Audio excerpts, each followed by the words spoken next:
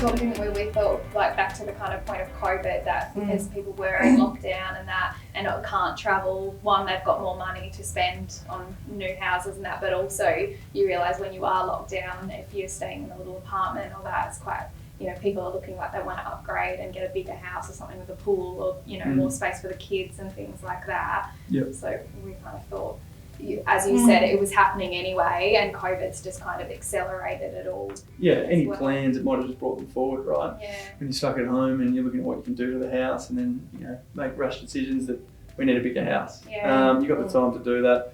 Capital's not going to a triple A. The capital's going to a local holiday, so any savings that you can put forward is going to a house, or even the car industry has performed quite well over the last 12 months on the back of that. So it's definitely, I think COVID has played its part, but certainly take it away. I think Perth was already going through that initial growth.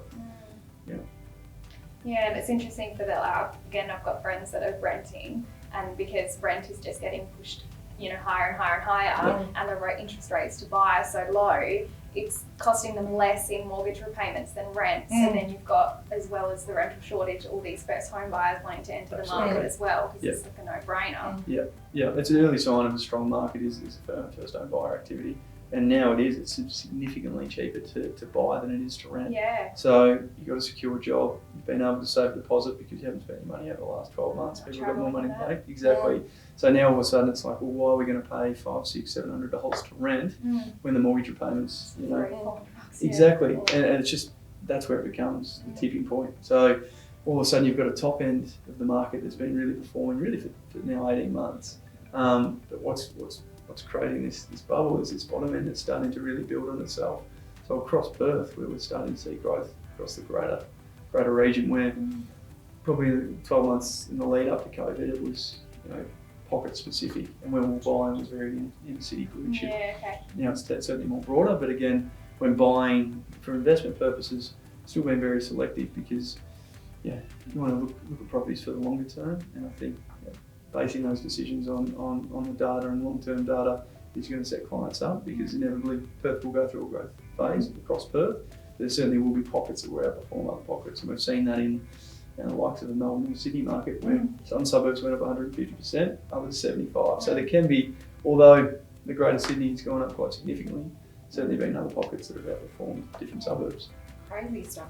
So are people also looking even from a superannuation point of view? I mean, when you're talking returns of like 4.5%, that's probably a lot better than what they've been getting in their bank accounts. You're starting to see them come into the market as well? Yeah, probably more in the commercial sense, obviously. There's definitely been an appetite for that, but it's lending become difficult. I'd like you to get your opinion on that in terms of how to structure self-managed super fund, because it's not an easy space to navigate through. Have you seen an appetite in that particular area? Or? Personally, from even doing the sums on outside of super, buying a commercial property is cheaper every day of the week than renting, because it's not dead money. Most people will do improvements or fit out their commercial premises, in which case they're adding value to their own property. So really it's a no-brainer. Renting commercial space is higher than borrowing for it now. So, and we do quite a bit of commercial in self-managed super, but more recently than ever before, there's been people inquiring about buying residential properties within their self-managed super, which, I mean, I've been back 10 years, and it's only been recently, over the last month or so, that people are starting to ask about what's the rates like if I want to purchase it within my self-managed super.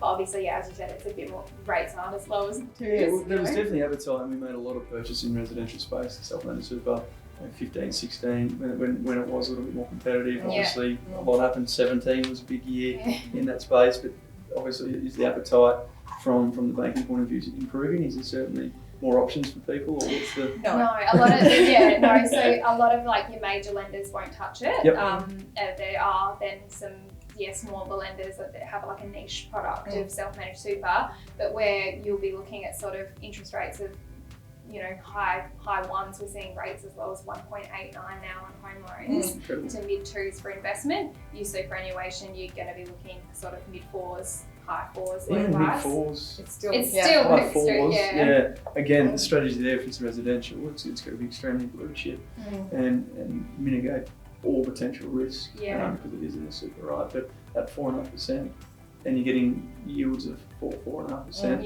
you can understand the appetite for that. It's just a bit more restrictive in terms of loan to value ratios and things like that, and obviously you're limited to which lenders will look at it, and setup costs are higher than a normal loan and that, but there's definitely a bit more movement in that space recently.